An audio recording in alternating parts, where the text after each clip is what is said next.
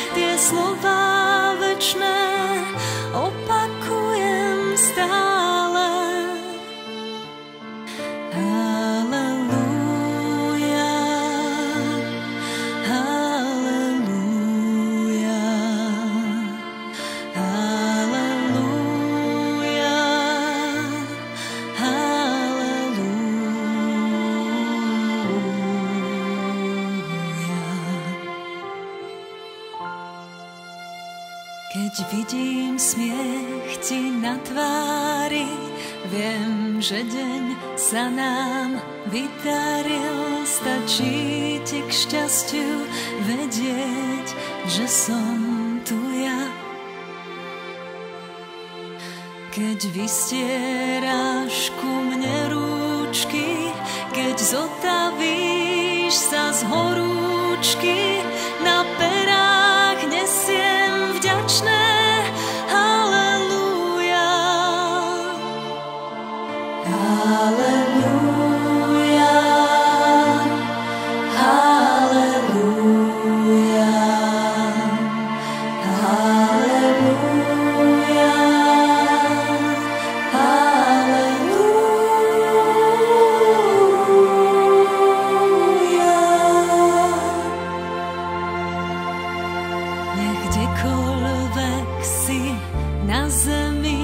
pre teba srdce tlčie mi, všade budem v duchu stále s tebou.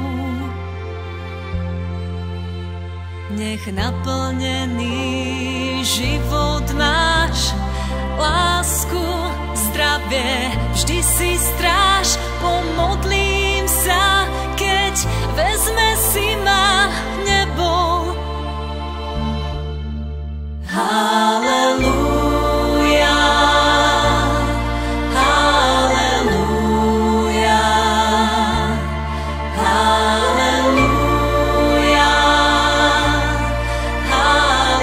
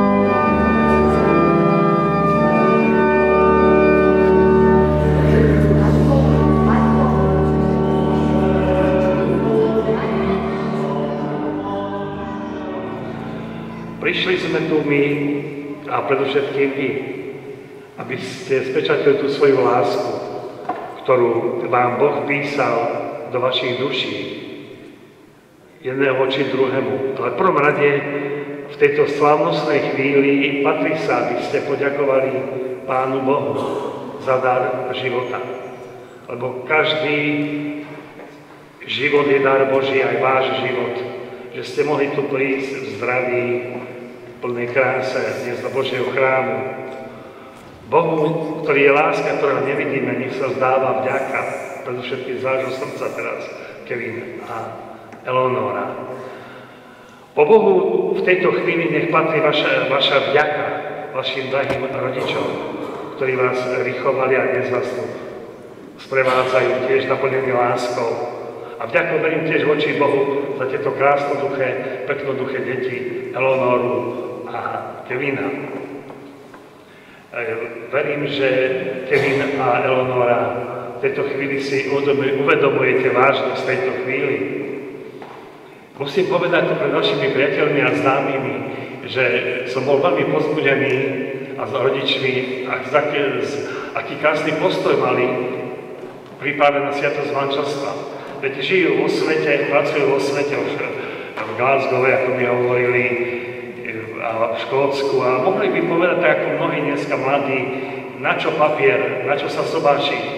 Môžeme žiť aj takto voľne, ako to robia žiaľ Bohu aj u nás mnohí mladí kresťania, chlapci a dievčatá.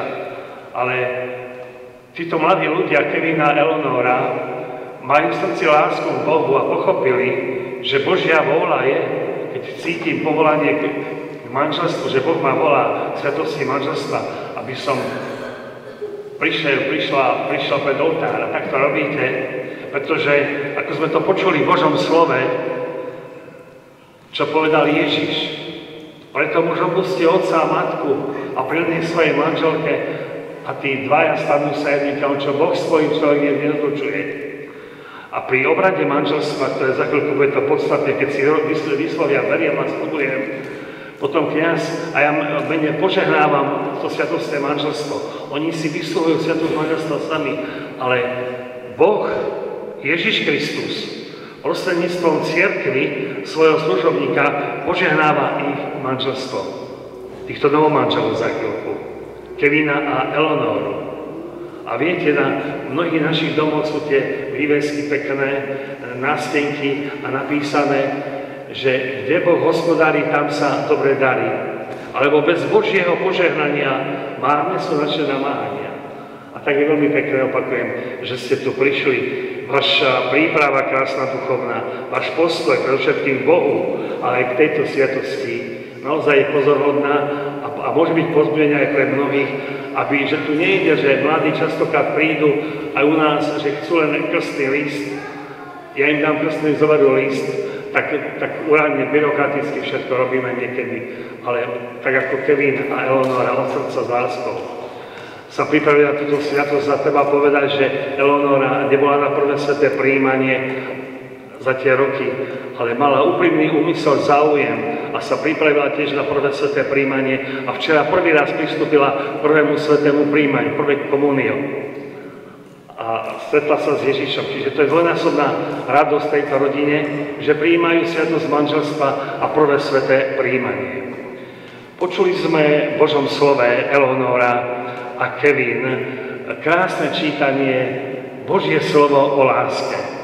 Že láska je dobrotivá, nie je sebecká, nezavidí, ale tá podstatná láska, ktorá nie je sebecká, nezavidí, chce dobro druhému, má prameň u Boha. Je len jediná láska k Bohu. A verím, že v vašom srdci, v tvojom srdci, Kevin, a v tvojom srdci Eleonora je predovšetkým láska k Bohu. Ale v živote existuje ideál, ktorý prevyšuje všetky ideály, a to je milovať. A to slovo milovať je treba správne pochopiť, lebo to slovo je častokrát dneska znevažované a potupované a všako prekrucované. Ale pýtame sa, Eleonora a Kevin, teraz keď počujeme slova o láske, a dnes veľa slov počujete o láske, pýtame sa, ale koho milovať na to všetko?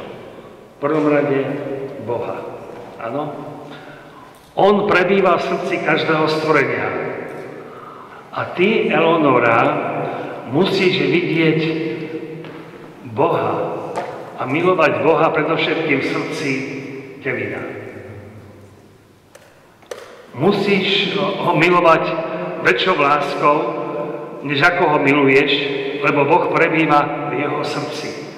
A to isté platí aj pre Kevina. Milovať Boha, ktorého v srdci Eleonory. To je krásne. O to ide. A všimnite si zo slnka, keď tie slnko svieti, vychádzajú lúče a tie lúče, čím bližšie sú k slnku, tak tým sú bližšie k sebe. A to znamená, keď ty budeš milovať, Kevin, Boha úprimne, aj Eleonora úprimne bude milovať Boha úprimne a snažiť sa žiť to, čo on nám hovorí, tie jeho slova a prikázania, potom, keď budete blízko Boha, budete blízko aj seba, čo sa týka srdca vášho, duše, lebo človek môže žiť niekedy jeden vedľa druhého, ale pritom je vzdialený jeden od druhého. Ale keď to preto, že človek sa vzdialuje od Boha, tak sa snažte milovať Boha a Boha milovať v srdci blížnom. Bratia Eleonora a Kevin, to je pre teba spôsob, ako milovať Boha, keď budeš milovať, opakujem, Kevina naviac ako môžeš a opačne Kevin Eleonoru ako môžeš ešte viac. Áno? To je láska k Bohu. Pre neho zaprie svoj egoizmus, sebectvo, svoju vôľu, a všetké budeš vedieť prekonávať potom aj svoje chyby a vedieť odpúšťať jeden voči druhému. Nie je nič krajšie, ako keď nám niekto povie, mám ťa rád, milujem ťa. Keď nás niekto miluje, necítime sa sami. Máme pocit istoty a schopnosť čeliť ťažkostiam a ťažkým situáciám v živote. Keď sa máme navzájom radi, posilňuje to našu nádej a dôveru, cítime sa v bezpečí. A preto proste Boha a v tejto chvíli Kevina a Eleonora, aby ste dokázali to milovať Boha cez blížneho, cez Eleonoru a ty Eleonora cez vidieť, milovať Boha v Kevinovi. Toto je, čo rozprávam, to sú také, isté taká reč, trošku nadprirodzená, ale je to Božia reč. A tak sa modlíme, bratia a sestry, všetci tu prítomní, aj priatelia, ktorí ste prišli dnešný pamätný, krásny deň, ktorý je pamätný pre Kevina a Eleonoru, tu do Božieho chrámu. Modlíme sa za nich.